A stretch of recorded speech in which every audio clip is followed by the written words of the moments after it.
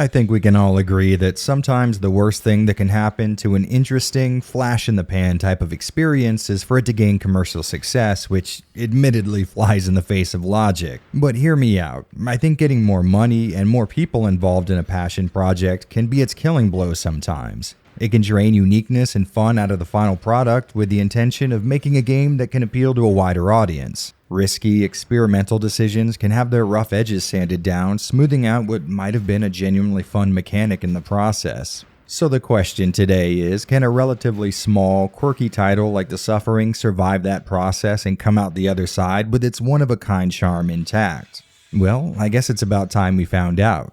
What's up, guys? I'm Jared, and this is Avalanche Reviews.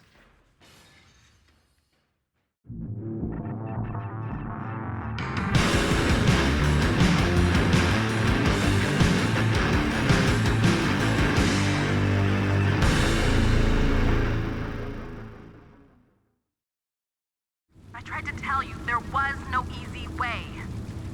I hope you listened a little. Towards the tail end of the first Suffering's development, lead designer Richard Rouse III was already considering the possibility of a follow-up, but wanted to make sure that didn't impact any story beats in the, at the time, unfinished first game, which already bodes well for Ties That Bind. As anyone who's been gaming for any amount of time will tell you, a developer resisting the urge to sequel bait at the end of their game isn't an everyday occurrence, although we'll discuss later how that might have been a move with a lot of good intentions behind it, but may not have worked out in his favor. Much like their first offering, the goal going into The Suffering 2 was to marry the demonic, hell-on-earth type of apocalyptic happenings with incredibly dark events in real life, like the atrocities of American slavery, the Great Depression, and rampant drug abuse in the inner city, which are the kind of themes I genuinely enjoy seeing in the medium, even though it does make me question whether or not I'm a bad person. Hey, man. What are you doing there on the floor? And funny enough, speaking of which, one of the best parts about sequeling a game that allowed the player to achieve different endings depending on the moral choices they made during gameplay is that you now have to decide whether or not you're going to negate those outcomes and boil them down to a single ending, or take each one into account and let those choices continue to decide the kind of person you get to play as in the next title. And, well, luckily Surreal went with the latter option there. On console, booting up a game of Ties That Bind will scan your memory card or hard drive for completed games of the first Suffering and will offer that same moral path at the start. But the really cool thing is it also lets you choose a different one, and since the PC version didn't give me that option, I can confirm this seemingly simple three-way choice can have a really big impact on the story you get to enjoy. But on that note, I think we should probably dig into that story a little deeper before we go any further. And it would appear our dashing hero Talk is right back where he started. Sad, isn't it? Psych. I bet you guys weren't expecting a sponsor here, huh? Well, truth be told, it's really not. Instead of telling you about some product you don't want, I figured why not let you guys know about a channel you could get some entertainment out of. So let's just think of this as, this video was brought to you by Jordan Allen, a YouTube channel with one of the most disturbing images I've ever seen as its profile pic.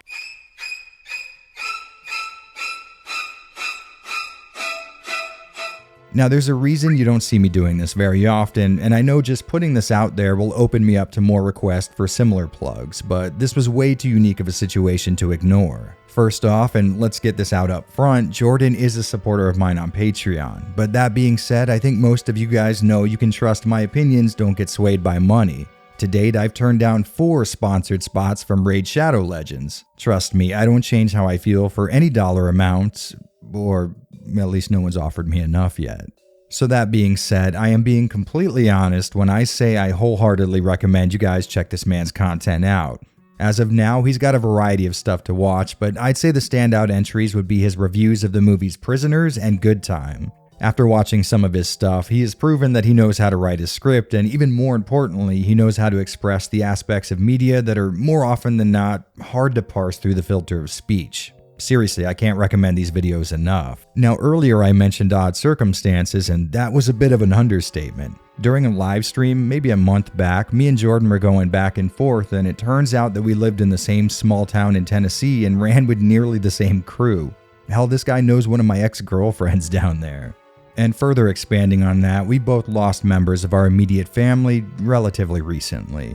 He has a series on his channel where he remembers and honors his late brother by playing through Kingdom Hearts 3, that being a series that they shared a connection with as kids. I think if you're like me and have both lost a close loved one and seen the first-hand effects addiction can have on a sibling, this might be a series you get some catharsis out of. On top of that, Jordan lives in Korea, and maybe with a little collective nudging, we can convince him to release some content about what that's like. I'm sure some of you guys watching know what it's like to try and grow a channel organically and how that process can often filter out talented creators because they don't cover trending topics or spend hours faking the perfect wide-open mouth pick for their thumbnails. So let's take a step towards slightly correcting that issue, even if it's just for one creator. I'll have Jordan's channel linked in the description and in the pinned comments, so do me a favor and just swing by and see what you think. If it is the kind of content you'd like to see more of, throw him a sub and let him know exactly what it is you enjoy or don't enjoy about his work. If you're a larger channel, maybe give him some advice on making better videos or how he can grow a little more.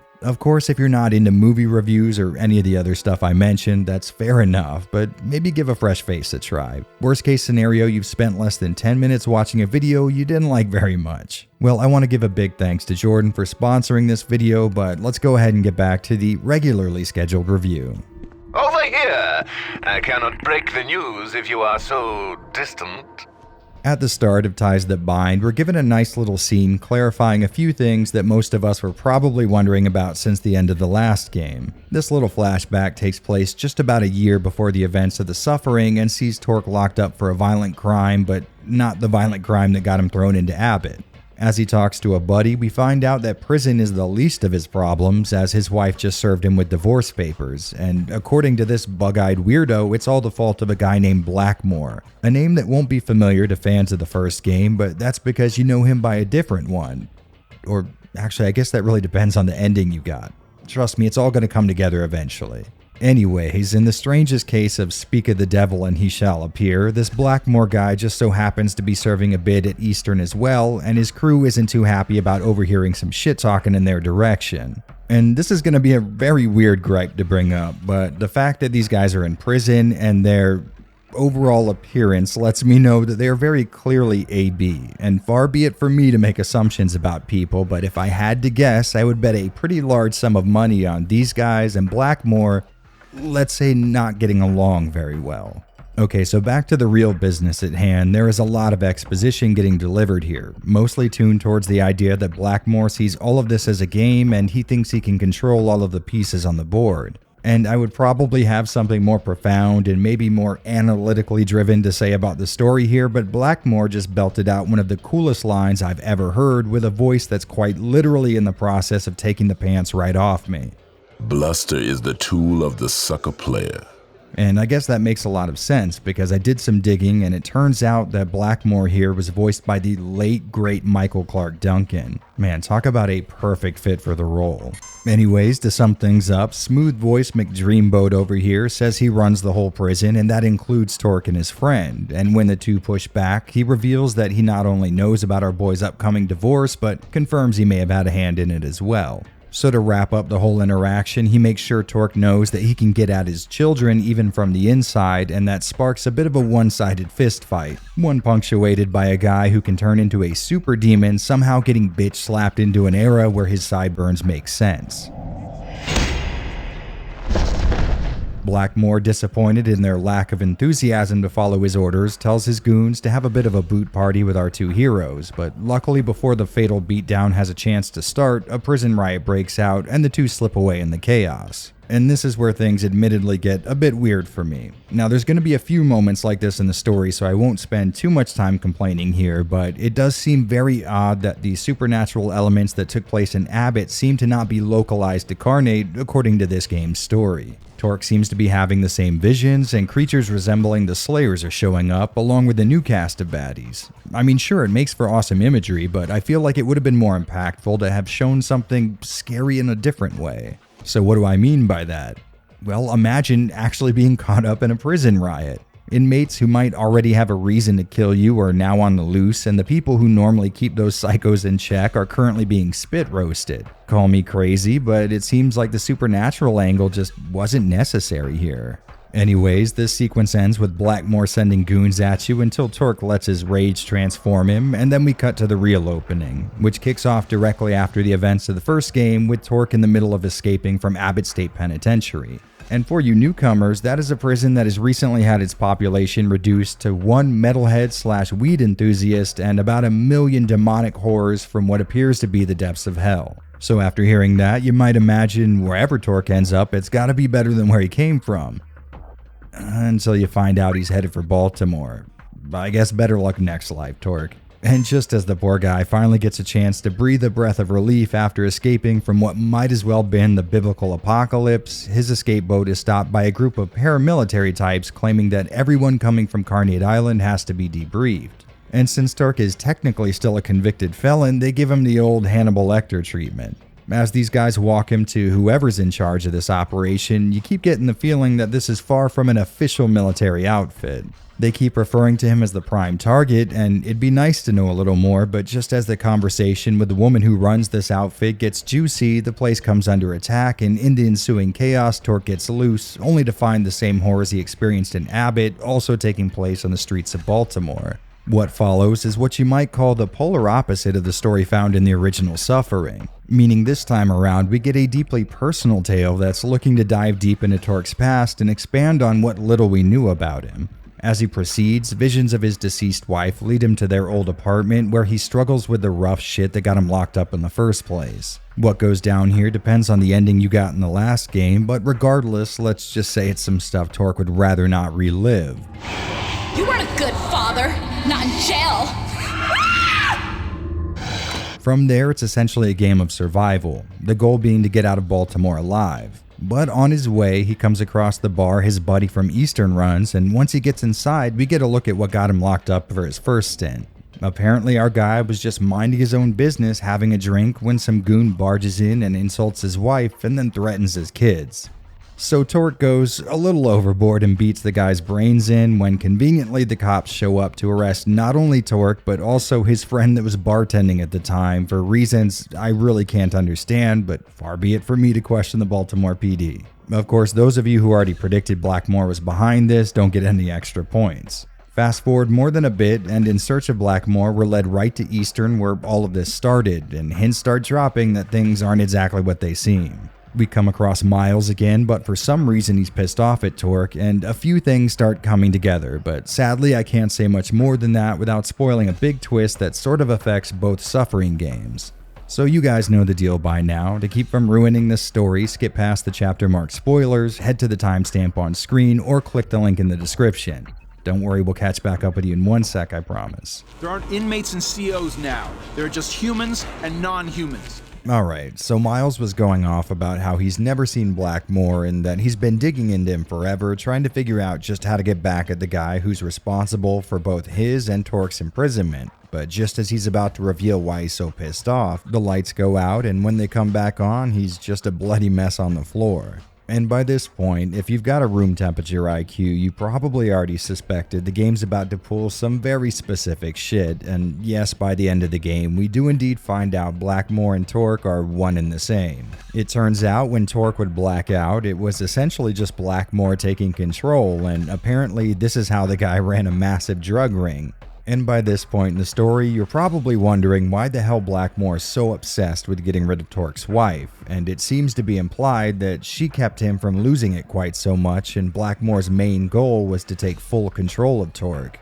Now right off the bat, there are a few major issues with this whole thing, but there are two big ones. First off, this game was released long enough after Fight Club that people were already tired of the popular Tyler Durden plot device. And second, it really stretches credulity to assume that Blackmore was able to run a crime syndicate that was so successful he could fund a small army in the form of the Foundation while not physically meeting any of the people he worked with. Now I know what you're thinking, maybe he just took over Torque's body and physically met with all these people that he has these complex criminal connections with, but that's not the case. The guys working in the Foundation seem to have no idea who Blackmore is, or if they do, it seems really weird that they would shoot at the guy who pays their paychecks. Same thing goes with the people in the prison. They have no issues with beating Blackmore down, so obviously they don't know it's him. But let's say there's some sort of in-universe lore that explains those little inaccuracies. It still wouldn't make any sense. I mean, even if Blackmore had control over Torque for, I don't know, half of every day, that seems like a pretty tall order. But regardless of how he got all of that done, it still seems pretty counterintuitive for Blackmore to also fund an organization that is plotting to capture the physical body he needs for all those criminal dealings. Literally none of this adds up. The pawn's off the board. Now only the real players are left in the game. Ready for checkmate? If I'm being honest, I do sort of like the angle where Blackmore is plotting to take full control over Torque, if we look at it in a vacuum. This, of course, being a sequel, though, we have the full context of everything that led up to this moment, and it seems really complex that our main character not only harbors an inner rage monster that, when let out, allows him to perform incredibly violent acts, but also a cold, calculated criminal business mogul who runs a massive narco operation. These guys already did a great job with the whole monster inside angle, but adding another one to the mix just retroactively makes the whole series feel a little more cheap. It seems like they were just grasping at straws, and instead of saying, what kind of an interesting story can we tell, they said, well, it worked in the first game, we'll just do it again but different in this one. Which is really disappointing because if I'm being honest, Blackmore is an interesting character and an even more interesting concept. It just sucks that it was executed essentially in the same way the first game's story hook was. Well, anyways, I've got a lot of other complaints to talk about and I'm almost positive they are spoiler free, so let's catch back up with the rest of the crew. And the righteous shall put down the devil. Okay, so those of you who skipped ahead missed out on a bit of a rant, but don't you worry, I've got some heat for you guys as well. Now, I'm going to warn you guys ahead of time, I may spoil some minor events in the game here, and I do mean minor, but I essentially just want to vent about how bad this story can be and how little sense it makes. Alright, so here it goes. First up on the list is how the devs cheapened the events of the first game. In the Suffering, the cataclysmic happenings on Carnate were sold to us as being wholly localized. Kind of like all the terrible acts that the island had seen were so strong they opened a pathway straight to hell, and I really liked that. But in Ties That Bind, those same exact events take place and they are given no story time. Now sure, things weren't exactly explained in the first game either, but we were given enough info to form our own conclusions. And now that we're 2 games deep, it seems really weird not to address the portal to Hades that keeps opening up wherever Torque goes. And at this point, you may say that the story's not so much about explaining that, but it's more about the individual acts of cruelty and quote-unquote suffering that takes place in the game's settings. And I guess I would agree with that in the first game, but now that it's happened a second time, I really want to know what the hell is giving all this malignant energy a physical form. But moving on, second up on the chopping block is the shifting of focus from the place where all of the demonic murders were happening to the guy who's trying to survive them. The first game's story worked, in my opinion, because it shied away from over-explaining Torque as a character. Instead, Carnate Island serves as the main character, or at least the main focus of the story. We spend most of our time finding out about the terrible shit that went down there or the people who that shit happened to. From start to end, we never find out much more about Torque than the fact that he's in jail for possibly killing his family, he's got a real temper, and this is not his first time on the inside. That's raw, Torque! You opened up his gray matter all over my brand new floor? In Ties That Bind, the entire game is dedicated to fleshing out his backstory, and in doing so, I think a lot of his appeal as a character gets stripped away. Now, I will admit, at first, it was really cool seeing more of the events that led up to his incarceration and finding out there was someone behind all that. But I think the devs went overboard trying to over-explain every little aspect of this guy's life. You may call me crazy, but when I'm controlling an anger-fueled murderer who's currently dual-wielding sawed-off shotguns, the experience is not improved by knowing he used to take his girlfriend to an old gazebo in the park. Of course, you might disagree there, and that's totally fine, but even if your position is that it's a good idea to flesh out what was originally supposed to be a stand-in for the player, Ties That Bind doesn't even use his past to tell a complete story. They include elements like showing the orphanage he grew up in, but nothing of note happened there. It wasn't responsible for turning him into the man he is today, or really anything else. It was just a place he lived for a bit. Or at the very least, that's what the story has us believe. In that same vein, they introduced the most useless element ever in the form of the Foundation. This militaristic organization serves no narrative purpose and never once is important to the story's outcome. At first, you might think that isn't the case, since its leader Jordan says that the monsters we've been fighting are her life's work, but literally nothing ever comes of that.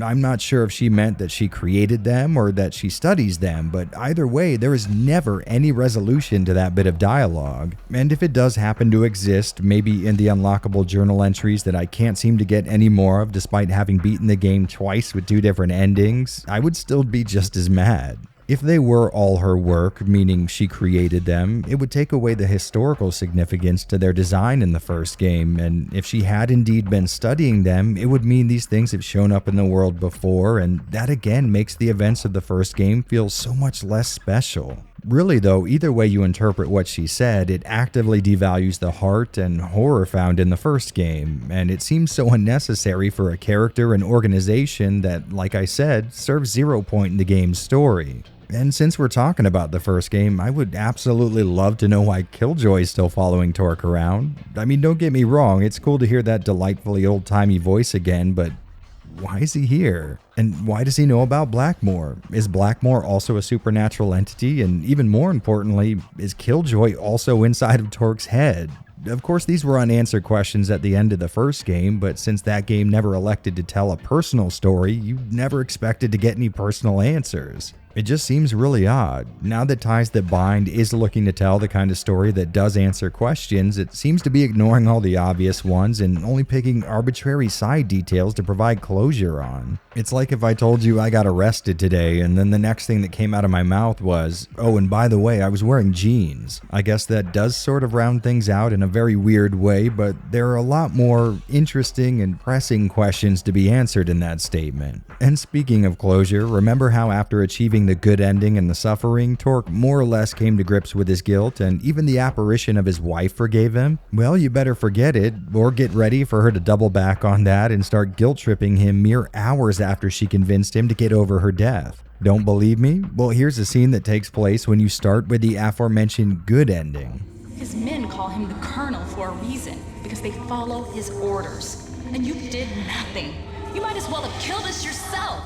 Moving on, anyone who played the last game in the series will tell you one of the cooler elements were the 3 sort of supernatural kingpins in it. People that lived and died on Carnate with their gruesome acts essentially guaranteeing them a seat at the high table of whatever the hell was going on there. And in Ties That Bind, we get similarly well-characterized psychopaths as persistent antagonists. I want to know all about you and what defines you. Shut up, you little whore! What the? I will gut you! There's a guy who used to track down escaped slaves using hungry dogs in his hunt, and a serial killer whose obvious issues with women caused him to slaughter prostitutes. Now these two, in my eyes, are equally as interesting as the bad guys in the first game. They not only have the same terrible historic event angle going for them, but they have personalities you just love to hate. I sliced her top to bottom, so's to see her inner self.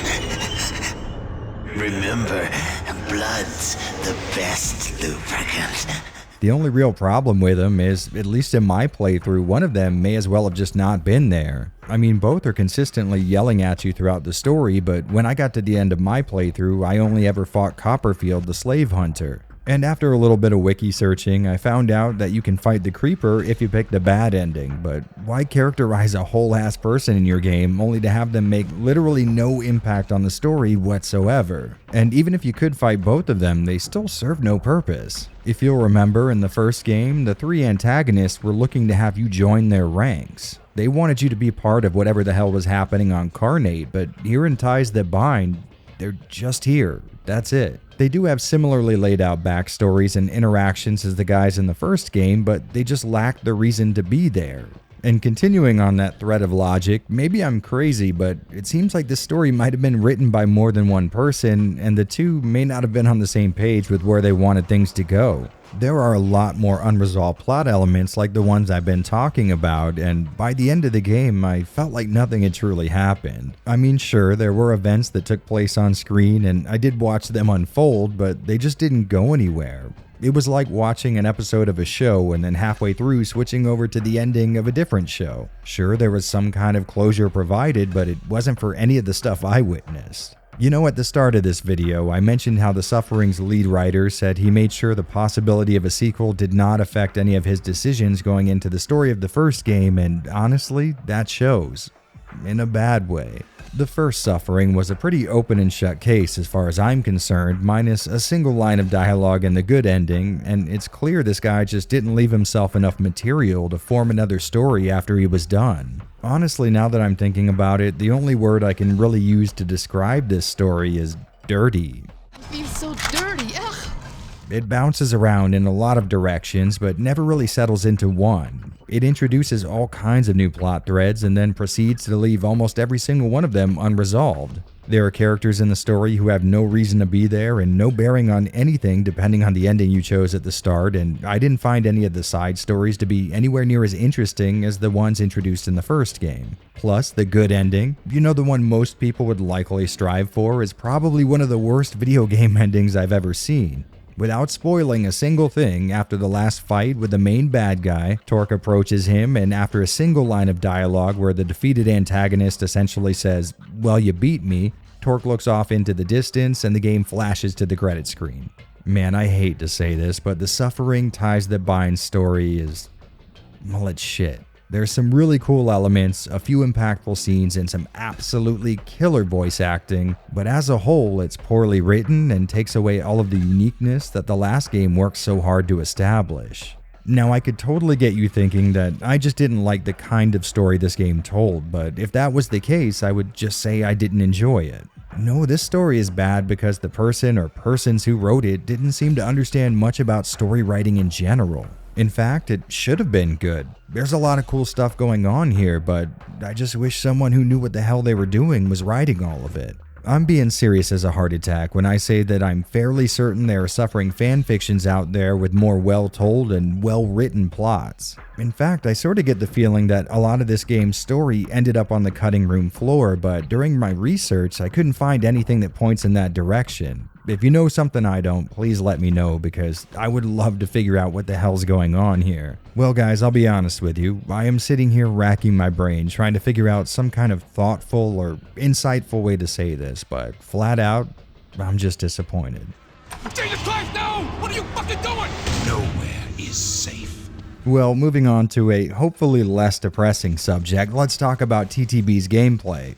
I mean, it should be a hard concept to mess up. Just take the gameplay as it existed in the first game and transplant it into a new one, possibly fixing issues as you go. Right?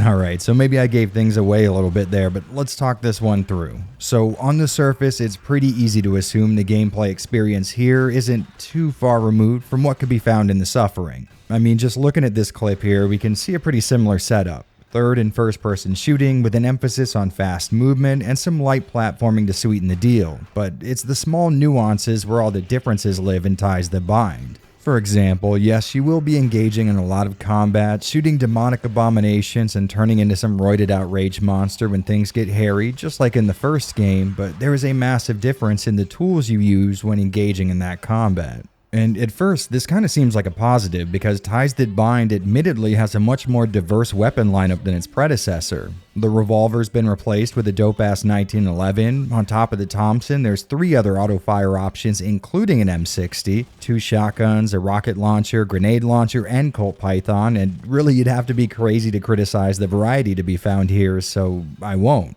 I will, however, say that it is very disappointing to see the Suffering adopting the early 2000s trend of limiting the player to 2 weapons at a time. Now, realistically, you probably didn't use too many weapons back to back in the first game. If you're anything like me, past the mid-game, you were probably just switching back and forth between the Thompson and shotgun, so what's the effective difference here? Well, if you'll remember an entire video ago, the first game was almost too happy to supply you with ammo for these weapons, which was good because you were dumping pounds of brass into Abbott's monstrosities.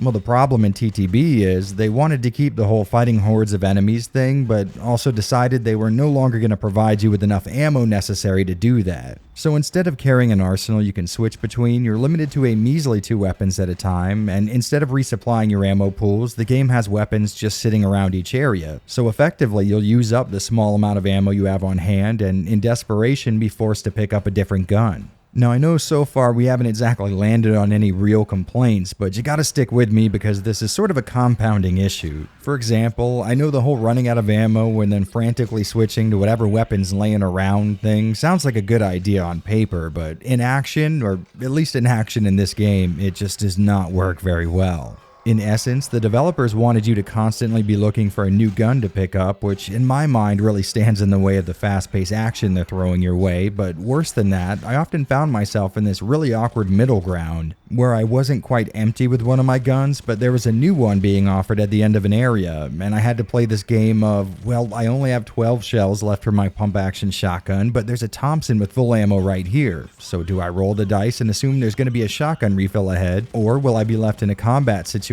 with no ammo because I assumed I'd be able to pick up some more shells?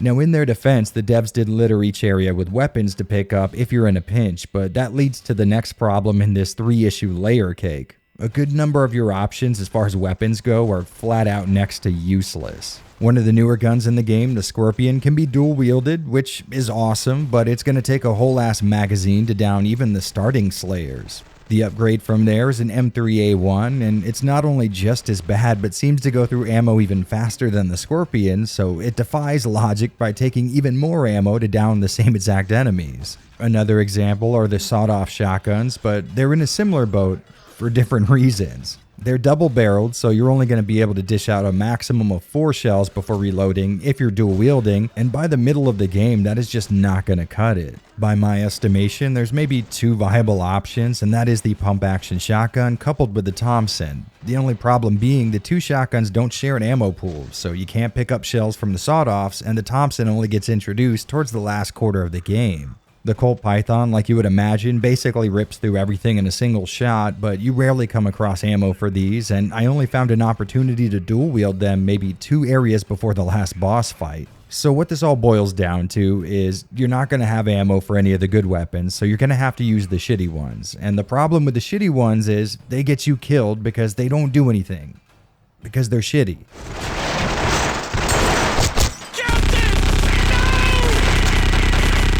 Listen, I know that was a really roundabout, drawn-out way of saying that, but the point here is that these 3 things come together to form a really unpleasant experience. I was always nearly out of ammo when searching for the next pickup, and normally that'd be an upside in something like survival horror, which I love. But in those types of games, you're not facing down a theoretically unlimited army of bad guys. And since we brought it up, we may as well use the most popular example of that style of gameplay, Resident Evil, which is balanced around a very specific amount of enemies and a fixed amount of ammo, the 2 mechanics blending together to create the fear of running out of ammo while the game keeps you just stocked up enough so that you don't. In Ties That Bind, you were almost constantly shooting at enemies, and because of that, almost constantly running out of ammo, and that's not a fun gameplay mechanic, but instead the result of a developer introducing another game's systems without understanding how it would interact with what's already here.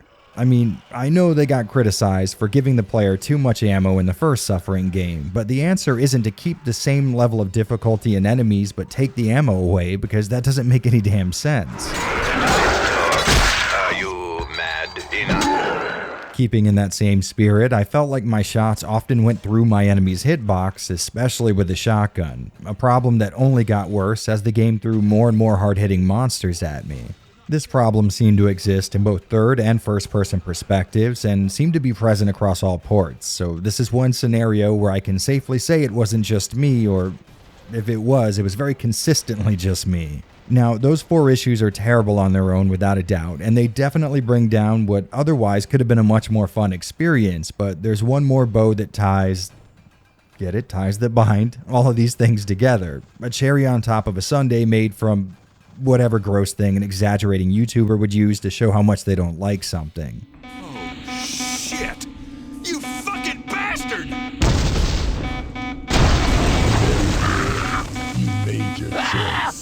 And that is a seemingly small change. See, in the original Suffering, you collected bottles of Zombium, healing items that could be used at the press of a button, and this played pretty heavily into the way you engaged with the game's combat. Well, in Ties That Bind, these bottles of Zombium have been changed to an instantaneous health gain on pickup. So there's no stacking health restores here, and this one small change, in my opinion, has the biggest effect on TTB's playability. In the original, having a few healing items on hand meant you could get close to death several times in a fight and still come out the other side, which was a really good thing because that game threw you into massive skirmishes with lots of targets pretty damn often. Ties That Bind, looking to improve on the original's gameplay, also has you coming up against large groups of bad guys who are now way stronger it seems, and you don't have the safety net of Zombium to help you out, making combat here significantly more difficult.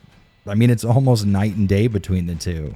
Now, it's important to mention that people did complain about the first game being a little too easy, and maybe there's some truth to that because I might have died like 3 times total in my playthrough of the last one.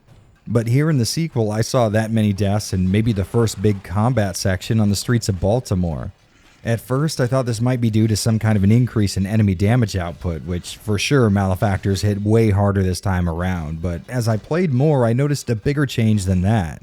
And to talk about that, we're going to have to broach yet another complaint. Ties That Bind is a much more linear game than the last. No longer are you going to be led through large areas and trying to figure out where to go next. Instead, you walk down very linear, straight-line paths until it widens out into a small, self-contained combat arena. And in that arena, you're going to run into one of 2 possible scenarios. You either defeat all of the enemies until one spawns in that will destroy a barrier that was blocking your way, or deal with a never-ending assault until you solve some kind of environmental puzzle. Now, these 2 seemingly unrelated issues come into play when you realize your main supply of health restores lie on those narrow paths leading to the more open areas, so when a fight breaks out, it's fairly often you're going to have to clear it with minimal healing items.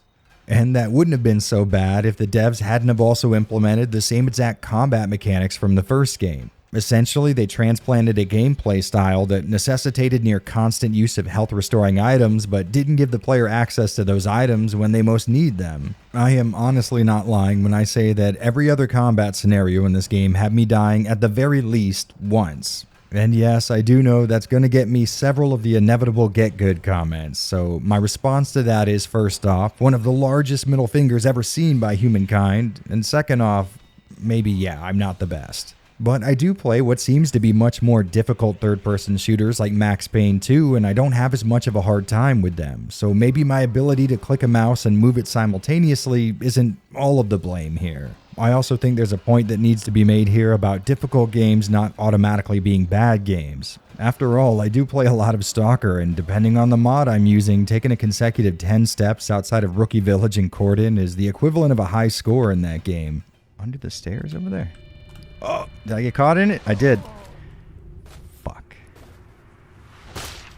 My main issue with TTB is that my deaths didn't have me getting better at dodging attacks or prioritizing targets. Instead, I would enter a combat arena, die after a battle of attrition, and restart the fight, now knowing a little more of what the game wanted me to accomplish there. So each fight became a game of trial and error. Sure, sometimes I might luck into finding the door I was looking for or crank I had to turn before dying, but most of the time I would die until I stumbled upon the way out and then restart the fight with the knowledge needed to get through and run straight to the required MacGuffin before enemies even had a chance to spawn in. And sure, it does feel nice sequence breaking any video game, but TTB made progress feel like a slog through the mud.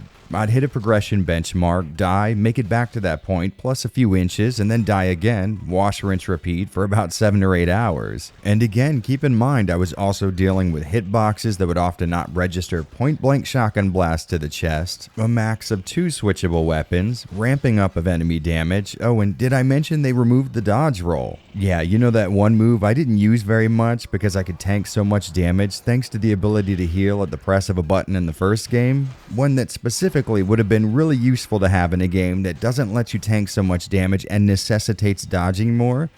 Yeah, maybe I'm a little pissed about that. Especially since it's not actually fully removed, but instead only activates while you're crouching. Sort of like the devs were just thumbing their nose at you. And I know what you're thinking, just hit crouch, jump in a direction all at once, and yes, you can technically do that, but the crouch animation has to half finish before the roll initiates, effectively making the move useless unless you're already crouching when damage is coming your way, which is never. Oh, and this one was a little harder to fit in with the general theme here, but NPC pathfinding was absolutely fucked on every version of the game I played, which is a real issue when part of engaging with the moral choice system is having these NPCs follow you and make it to a certain point alive, which only added to the amount of restarts I had to endure. I'd get one of these idiots past a combat section unharmed and then have them follow me across a rooftop, only to hit a level transition and see that they never followed me into the next area, and of course, I couldn't go back to get them. Yeah? Uh-huh. Okay. Well, folks, it is absolutely official. My cat Rufus does not like the pathfinding in this game. Okay, so I know I essentially front-loaded all of my complaints here, but that's mostly because A, I have so many, and B, the rest of the game feels so much like the first Suffering that I thought I'd just be repeating myself, and let's face it, these videos are long enough as it is. Now, I'm really not trying to give the impression that this game was all downsides. It really wasn't. The parts that emulated the Suffering experience that I'm used to really worked well. I mean, side strafing, getting a critical hit with a shotgun, and blowing the top portion of a bad guy's torso off is a feeling that may rival getting laid sometimes. Plus, I'm really not able to quantify exactly why this is, but the game plays much better in its included first-person mode than its predecessor, which may explain why most of the footage you've likely seen so far has been in that perspective. On top of that, and mind you, I'm about to sound crazy here, but there is at least one aspect of this game that's much better than the first, and I think that's its setting. The streets of Baltimore make for a way cooler arena to fight demons in, and overall, I've always preferred this kind of quasi-contemporary urban environment when playing fantasy games. I also kind of like that they added special elite enemies that could only be killed with Torque's demon transformation. That felt like a natural evolution of that mechanic and forced me to use it a lot more than I did in the first game. Really, I enjoyed a lot of aspects of TTB on their own. Like, if you took still screenshots of my experience, you'd probably find me having a good time, but when all of those elements combine and start playing out in motion, things can turn really bad. And maybe that wouldn't have been quite so terrible if I didn't have the original to compare it to, but the Suffering Ties That Bind makes the odd choice of mirroring most of its predecessor's mechanics while changing everything else around them enough that those mechanics just don't work very well anymore. It's kind of like performing, I don't know, an engine swap from a Ferrari to a Honda Civic. Maybe you could jerry-rig some way to make that happen, but I doubt very much you'd be getting anything close to the performance the original Ferrari was capable of in the first place. The worst part here being none of these changes were even necessary. These were all features that worked perfectly well in the first game. Of course, I get the idea of improving on things for the sequel, but if the new version of the mechanic isn't as good as the old one, maybe it's not an improvement. All of these issues culminate together into this weird feeling that the developers were trying to fit their unique and interesting IP into a more traditional AAA mold, and the consequences were a lot of those well-made elements not making it through to the other side. For all intents and purposes, in my opinion, the first game with its more experimental nature and rough edges comes across feeling like a more competently put together end product than the game that received more funding and got more attention during development. I think what happened here is the same thing that plagued so many dev houses during the switch to 3D around the PlayStation and N64 era. Solid developers who understood their jobs very well were thrust into unfamiliar territory, and otherwise quality-laden IPs were coming out with massive issues, all because the people making them, despite being well known for their great output, were so far outside their element. Maybe in trying to spruce up the Suffering for a wider gaming audience, the dev team working on it had to adopt new or unfamiliar mechanics, leading to a noticeably worse end result. Guys, I'm not gonna lie to you here, so far it has been a very depressing process writing this script. When working on my recent video covering the Suffering, I remembered how much I enjoyed it, and that got me really excited to see where the series could go from there, but now that I know the answer to that question, I'm sort of left wishing I never wondered it. Of course, it's possible I have some kind of bias I'm not aware of, or my taste just may not align with yours, but in my honest opinion, those of you who haven't played Ties That Bind yet would do well to keep it that way. I mean, it's not like it's broken or anything, it's just not fun enough to be worth the effort it takes to beat it, in my opinion. Normally, as far as I'm concerned, when a single element in a game isn't up to snuff, I can typically count on another to get me through it, but the borderline unfinished nature of the story and buggy, frustrating gameplay, I don't know, I just don't think there's much here to satisfy someone who's looking for more of the Suffering. No joke, guys. I get absolutely no joy out of being this negative here. Going through the comment section in my previous video had me coming across a bunch of you that actually prefer this title to the original, and the last thing I want to do is actively shit on a game that so many people really enjoy. But honestly, the Suffering Ties That Bind really didn't give me much of a choice. You know that's how these bitches work. They slide up in close and try to suck your life away. Graphically speaking, The Suffering was a pretty cool package. It wasn't the most well-rounded game visually, but it did a lot to approximate interesting effects that would have been far too straining on the hardware to actually implement. On top of that, character models sat in this sort of half-cartoon, half-realistic place on the spectrum, which meshed really well with the smoother, less detailed environments. Overall, I really enjoyed it, although I was not the biggest fan of the hit that performance took in a lot of the busier scenes. Well, moving on to the sequel, Ties That Bind is pretty much what you would expect. A fairly similar look, but with a few extra polygons added in here or there. And in a very welcome change for this video, I would say it's a mostly positive affair. Of course, me being impossible to please, I do have my complaints, but as a whole, I really like the way TTB looks. It seems to be going for a incrementally more true-to-life look, which is always nice to see, especially in a game that takes place in a real-world location. Character models definitely have more definition to them, and animations seem a little less, weightless. I'm not sure how to describe it, but in the first game it seemed clear the animations were all handmade instead of motion captured, and the result was sort of like gravity had less of an effect on Torque and the people around him. Here things seem a little more grounded, and I would assume some of the cutscenes had mocap work done. Now, there's no doubt that the inside of a prison is already a scary enough environment on its own, and filling that place with Cenobites that have shivs for arms is just the juiciest combination of terrifying elements. But like I said before, contemporary, realistic settings have always been my bread and butter. And in that sense, I think TTB actually takes a W here. I really enjoyed running through the streets of Baltimore while it's experiencing its own localized apocalypse. The dingy alleyways, tall apartment complexes, and cracked brickwork, it all felt like the right place to set a game like this. Plus, it made for some really fun progression gameplay-wise. Like, sure, you could probably sit down and predict all the environments that you'd visit in this game and get it mostly right, but if you think a rundown trap house isn't an awesome location to fight needle-wielding demons, then maybe there's something wrong with you. From moment to moment, the game does a good job of leading you through interesting settings that are pretty varied for what they had to work with. City streets filled with survivors and, well, non-survivors, an apartment complex ravaged equally by the current apocalypse and decades of disuse, sewers teeming with soldiers working for the agency, and holes ripped through the concrete leading to the depths of hell. Or I guess if this story is to be believed, the depths of Torque's injured psyche, maybe. I don't know. You remember how that played out? Exactly how that played out? Out of the many elements in this game that disappointed me, I'd say the move to the streets of Baltimore was a clear and warranted upgrade from the original. And continuing that thread, the monsters and themes that created them have almost all been brought over from the first Suffering, plus a few more to boot. The Slayers, Mainliners, Burrowers, and Marksmen have all made a return, and the expected jump in visual fidelity is really nice to see.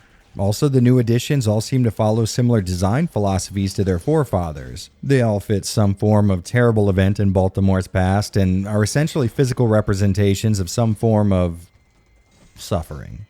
Oh, that's why they call it that. Well, anyways, it should be clear that my experience with TTB's presentation is miles above the other aspects of the game, but that certainly doesn't mean it was a wholly positive affair. So let's get into some stuff I either didn't like or thought was done better in the last game. And Jordan, she's soon to spill what she knows. Now come on! My aim was always true.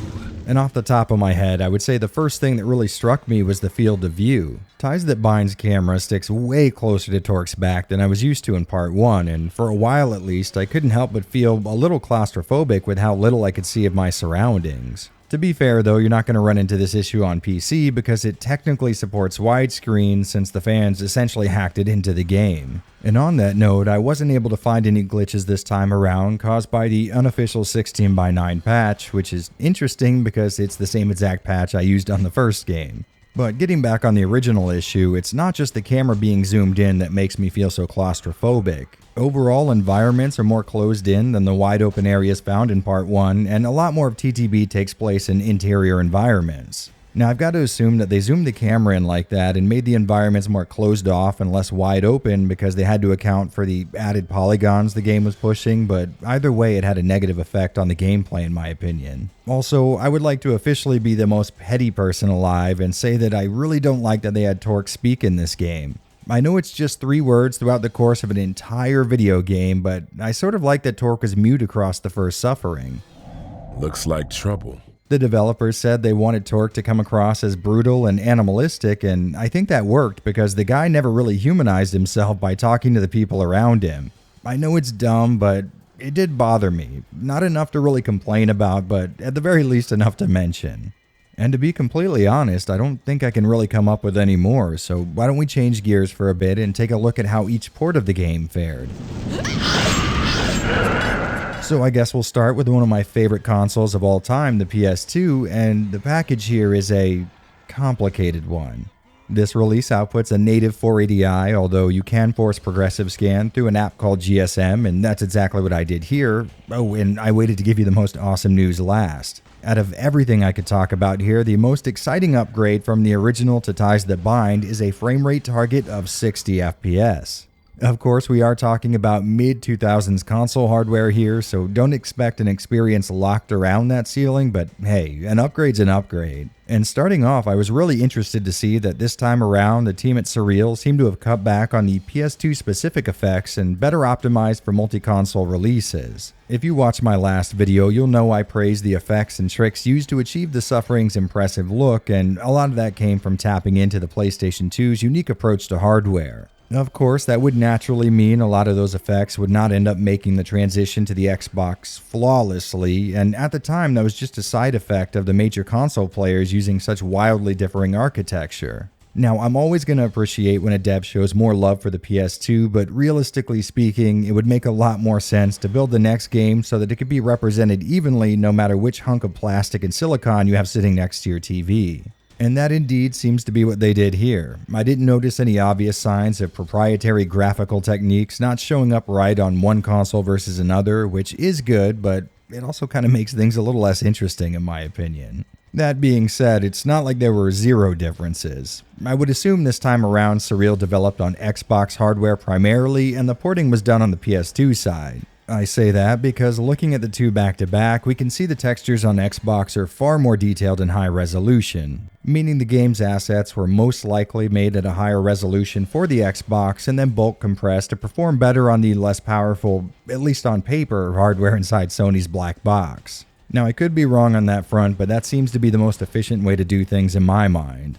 Okay, so lower res assets. You would assume that would mean that it might have an okay frame rate, but that is most certainly not the case. Putting the Xbox and PS2 version side by side, you might see a few short instances where Sony will take the lead, but on average, most of the time actually, the PS2 is going to perform worse. And going by this graph, it may not seem like it's by much. I mean, in some scenarios, the two are neck and neck, but I think the real culprit are those big spikes in frame time. This lack of smooth frame delivery leads to the PS2 port feeling much more choppy and less smooth than the one on Xbox. Now, because it's so hard to get a direct apples-to-apples comparison of two similar gameplay scenarios where I move my character and camera in the same exact way across both consoles, this can be a little hard to prove. But trust me when I say, in a moment-to-moment gameplay scenario, you're definitely going to feel the dips in frame rate much harder on this console compared to its competition, making the PS2 once again the worst way to play a Suffering game, which really sucks because just like its predecessor, this port is the one I most enjoyed visually. The Xbox version certainly doesn't look bad, but it seems to lack the overall sharpness and clarity seen here. Of course, there are going to be noticeable benefits over on the Microsoft side of things, but if we're just going by still comparisons, I just really like the look of the PS2's offering much more. Also, the experience isn't consistently bad, which I think makes it even worse. Running around and exploring Baltimore can lead to a smoothish experience at times, but once enemies start coming at you in waves, the game's already harsh difficulty mixed with some questionable hitboxes and inconsistent frame delivery makes for a pretty rough time. Of course, I'm not going to say this is an unplayable version of the game. It's perfectly serviceable if you ask me, but despite my preference for its visuals, I'd say if you can play it elsewhere, you're probably better off doing just that.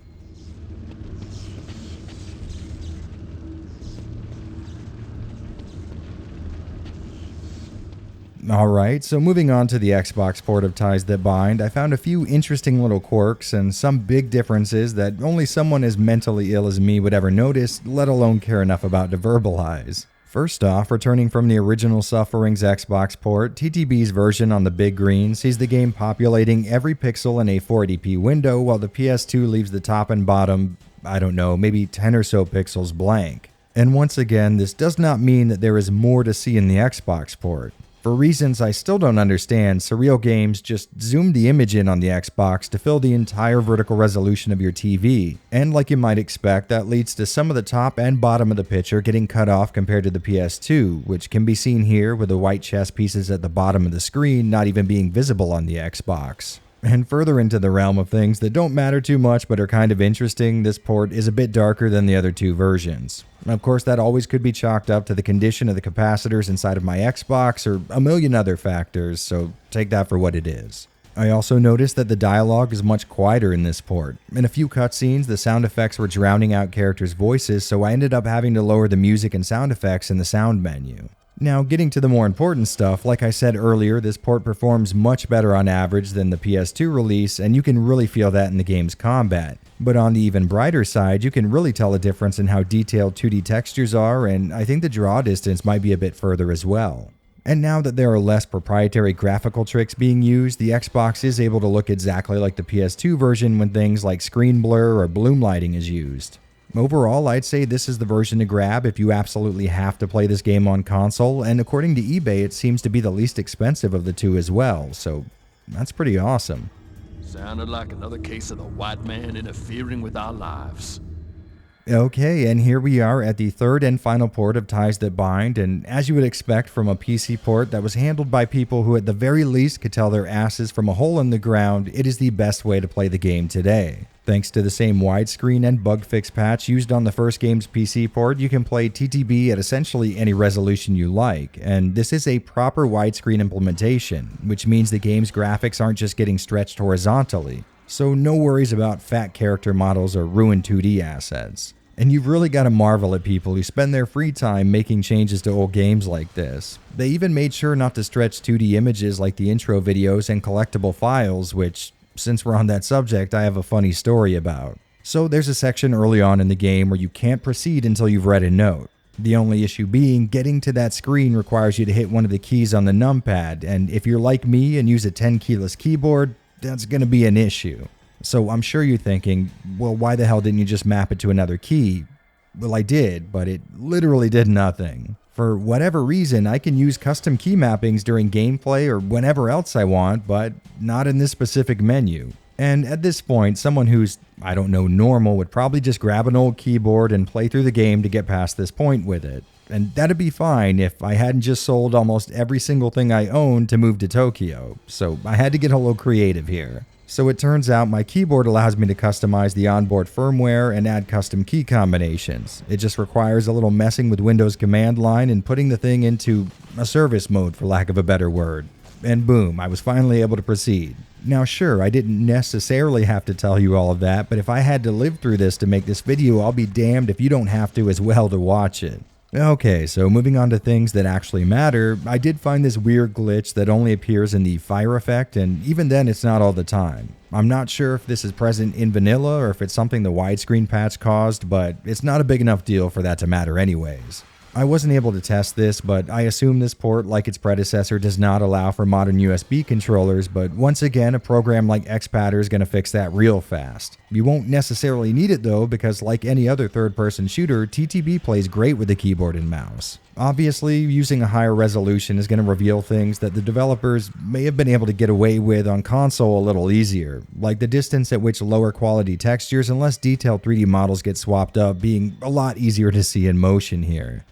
Something that is much easier to deal with when you consider the fact that this port would probably run at a locked 60 FPS on a damn Raspberry Pi. And when I say this drastically changes the gameplay, I really mean it. In my experience, sections that were tough as hell to pass on console were significantly easier to clear on PC, and that is always nice. Now, the game still deals out its share of unfair bullshit, but I mean, come on. You shouldn't expect miracles from something as simple as a well-made port. For example, it doesn't matter how smooth the game runs, it cannot make up for this damn enemy being able to knock you to the ground and shoot you repeatedly while you go through your painfully lengthy getting up animation. Really though, even from the perspective of someone as odd as me when it comes to preferring the look of old PS2 era games on real hardware, you just can't get any better than this. The gameplay here on the PC port is the best you're gonna get, and I'd be lying if I told you it didn't mitigate a lot of my complaints in that department. So if you're looking to play Ties That Bind and you're wondering about the best way to go about doing that, go with your first instinct and grab the PC version. In case you're afflicted with whatever makes me so damn weird though, here's each of the ports side by side so you can decide for yourself. As you can plainly see, there is a pretty big divide on one end of the spectrum, but for whatever reason, I still prefer the look of the PS2 version. Now, to be fair, there's still a bit of blur when it's in motion, I assume stemming from the internal deinterlacing going on, so if I could get the PS2's picture with the Xbox's native 480p and maybe the PC's perfect performance, I'd be happy. But enough living in dreamland. For the average person, the PC port is going to be the best, most convenient option, so let's leave that one as my recommendation. But you retro collectors, read between the lines and get the one that speaks to you most. Cook it. Pull it out and shoot it up. Yeah, that's right. Again and again. Keep it going. Well, there we have it. A pretty sad ending to what started as such an interesting story. The first entry in the Suffering's short series really grabbed our attention, and for good reason. It was a new IP that combined the best parts of horror and action games, creating a really exciting new entry in the AAA games industry. And what's about to come out of my mouth is pure speculation, but I assume it was a desire to better fit to that industry that ended up killing it off. The Suffering was odd, quirky, rough around the edges, and most of all really fun, and I think a lot of the reason for that was because it didn't bend over backwards to please every single possible member of its audience, but instead was unapologetically itself. I imagine the success they saw from the first Suffering probably inspired the game's publisher Midway to get further involved with the sequel, and when a publisher invests more money into a project, that often comes with pressure to perform in order to make some of that investment back. And maybe this is one of the reasons, if not a contributing factor, to why Midway no longer exists. Regardless of the reasons though, the result is a game that does not come close to its predecessor in terms of entertaining, functional, and satisfying gameplay, while its story meets a similar fate. I don't know how else to put it, but there was a lot of this game's story that felt either rushed or poorly thought out, or maybe both. Not only was I not a fan of them further fleshing out parts of Torque's past that I feel like didn't need an explanation, but there are plot revelations here that make no sense or are never fully explained. And no, not in an ooh so spooky how vague this game is with its story details kind of way. TTB goes out of its way to over-explain all kinds of stuff, but there are plenty of elements that just feel like the devs forgot to finish them. I truly would not be surprised if there was originally supposed to be one more chapter of the game to cap everything off, because they were still introducing new plot elements in the second to last area, and they go absolutely nowhere. On top of that, a lot of the changes made to the gameplay seem to have been done with no understanding how they would mesh with the foundational elements transferred over from the first game. All around, it just feels like a low-effort affair, which really sucks because I know that was not the case. From everything I can tell, this series was a passion project for the lead dev, and I would have loved if that passion would have led to another top-shelf banger. But hey, that's how it goes in this industry. Sometimes you eat AAA games, sometimes AAA games eat you. A saying that might hit a little too close to home, as Ties That Bind would be the last game Surreal would work on, or at least the last one it would complete under the title Surreal. And well, that's a little too depressing to think about for me, so instead I'll get back to work on the next project. But in the meantime, thanks so much for making it to the end of this less than glowing review. I hope you guys had fun, and I'll see you next time, but until then, as usual, I'm Jared. Motherfucker still standing. Don't know how. He'll be out of blood soon. And this is Avalanche Reviews. Well, ladies and gents, thanks so much for hanging out. If you get into retro, horror-adjacent games, well, I've got quite a few videos you might enjoy, and I'll also include a video from the YouTuber I mentioned earlier. No joke, Jordan is a super nice guy who really puts his heart into his content, so maybe check him out and see if it's the kind of stuff you'd like to see more of. And I assume you guys know the rest. There's a Patreon link here if you want to do that, but if that's not your speed, a like and subscribe is always helpful. Well, here's hoping you guys had a great day, and the next time I see you, there better be a damn smile on your face. Peace out, dorks. I'll catch you later.